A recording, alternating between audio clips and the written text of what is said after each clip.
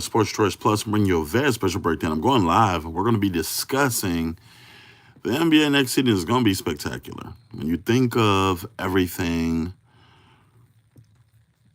this offseason, and you think of all the things that have been happening, and all the trades, all the free agency moves, all the winners and losers, everything from Miles Turner essentially going crazy and shocking the NBA world and going to Milwaukee. You think of Kevin Durant ending up in Houston.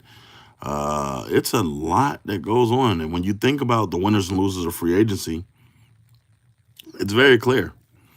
The Los Angeles Lakers, as good as they are, didn't do anything really to impact or change the way that we saw that they needed to. Yes, they did get DeAndre Ayton, but there's times where Ayton disappeared. There's times where Ayton doesn't look like he wants to play basketball. He's not interested in playing basketball.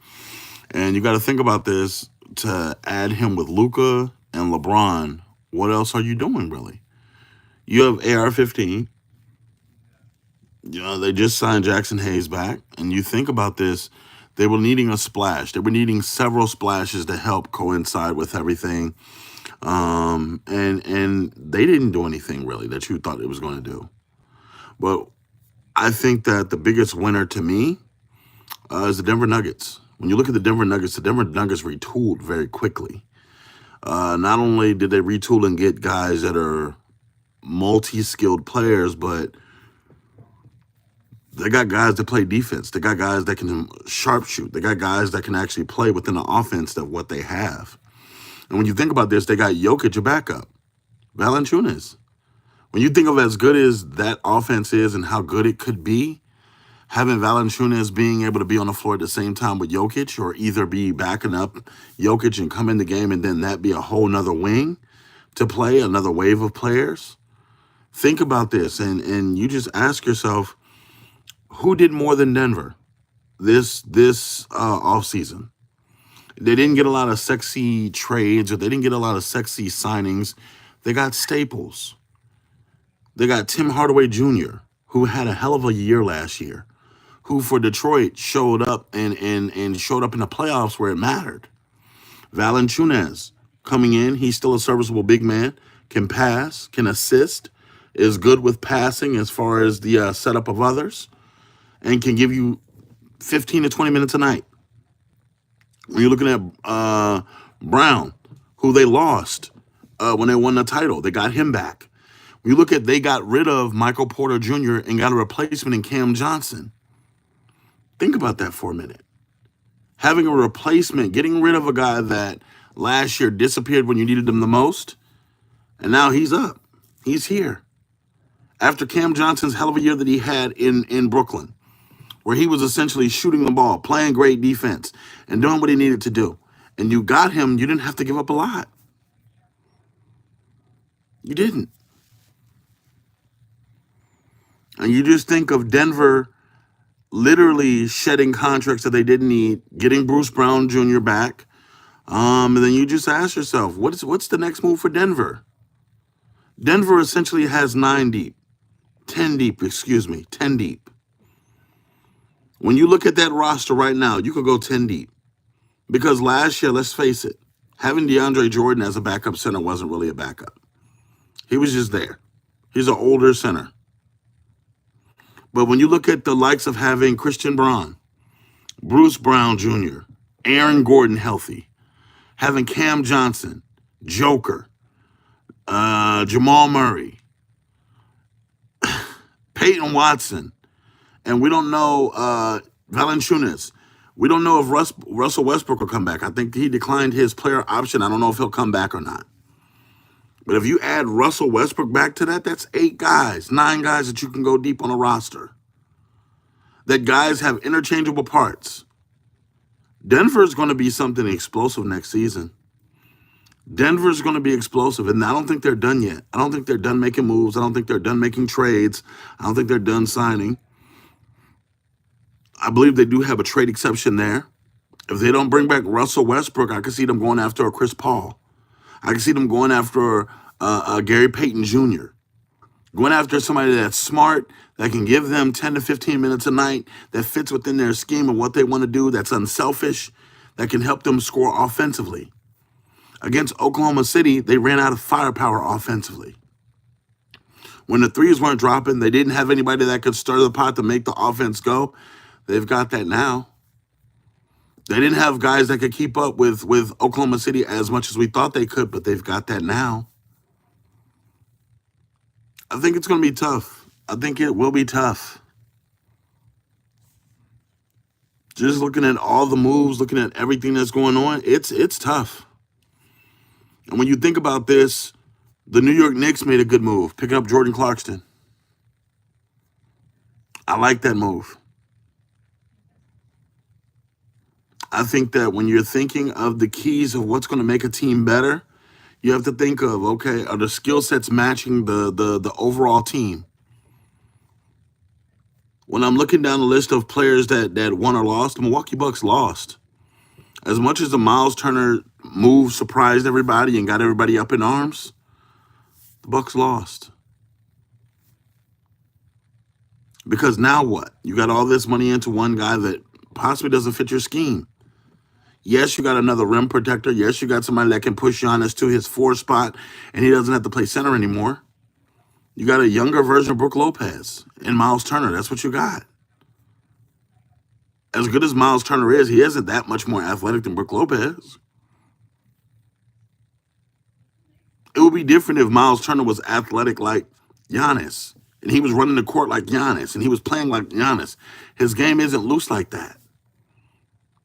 Giannis still has more potential that he hasn't unleashed in the NBA yet. Once Giannis figures out that jump shot fully, it's going to be a whole different ball game. And you just got to ask yourself, from the standpoint, is there going to be patience in Milwaukee? Is there going to be a team patient enough to allow Giannis to do what he needs to do and allow Miles Turner to gel? That's going to take some time. That really is going to take some time. But do they have the patience and time to make that happen? Do they have the patience and time to make that pop and make that go? I don't know yet. And that's just based off what we're seeing. That's based off the little things.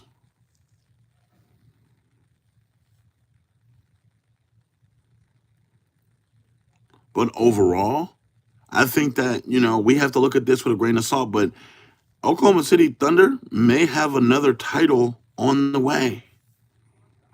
With everybody having to gear up and then gear down and then gear up and then gear down and make trades and make accommodations and things like this, it opens the door for new contenders.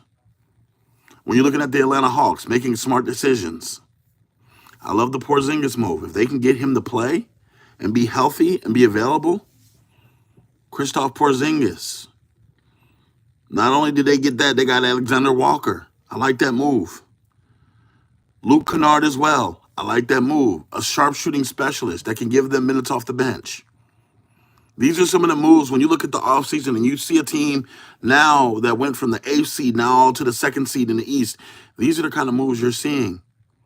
Them get utility guys that can help their roster be better, be greater. The Atlanta Hawks are going to make some noise next year. Not just with Trae Young, but they do have Jalen Johnson. They got Richardson, Dyson Daniels. They've got a roster that they're building.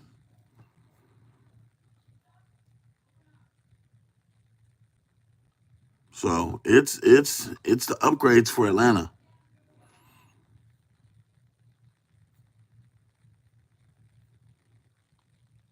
So, but the West Coast is going to be very, very critical. The Western Conference is going to be critical because there's a lot of teams that made improvements. There's a lot of guys that are in new places, new faces that are essentially now you're seeing what's going to happen is the West is going to become an arms race. You may see at the trade deadline a lot of different trades that are forced because they're seeing, okay, what is this team over here doing? What is this team over here doing? And now they're freaking out, knee-jerk reactions.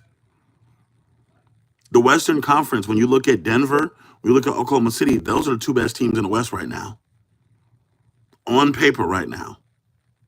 Denver, for what they're doing, interior, exterior wise, and Oklahoma City didn't really lose nobody. They may lose a person here or there, but they're foundationally set. They've got guys that want to play for them. They've got draft picks. They can flip picks to do what they want to do. They have that treasure chest of picks still.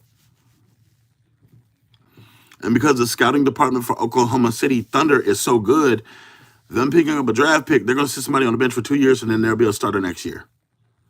The guys that they've been pushing down the bench the last 2 years are going to be starters eventually. When you think of the development and the way that the coaching staff goes about it, and Sam Presti drafts and develops guys and lets them sit in the offense or the defense. That's what this is.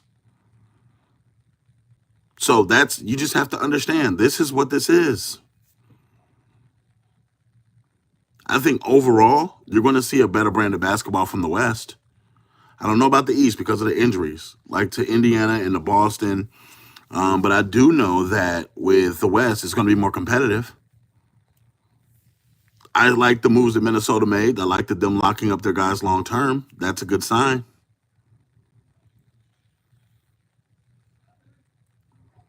That's a tall tale sign when you're thinking of certain things.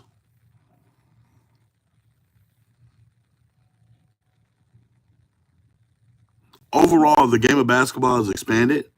And because the foreign market has expanded, you're going to see a lot of more teams taking chances on foreigners. And guys that are either from Africa, guys that are from Greece, guys are from Spain, guys are from Europe. These European players or these other country players are bringing so many skill sets to the game of basketball. And that's why you have your Lukas. That's why you have your Giannis's, your Jokic's, your Embiid's. You're going to have to find different, because they got talent all over the place. It's not just in the U.S. no more. It's not just in college.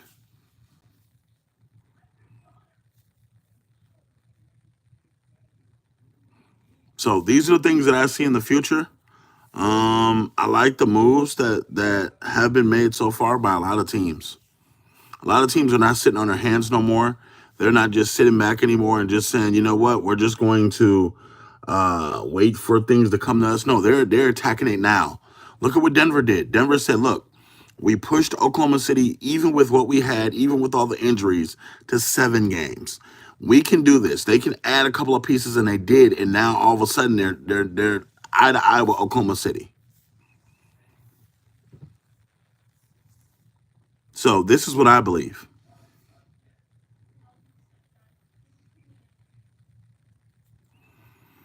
So what do you guys think?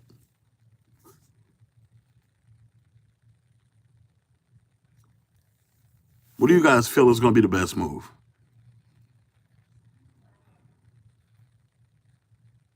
So I don't know, but the NBA season is going to be a great one. I thank y'all for coming out. I've spent a couple minutes on the NBA, but I will see y'all on the next live podcast. Make sure you subscribe. Make sure you're sharing in your Facebook group, and we'll see you on the next episode.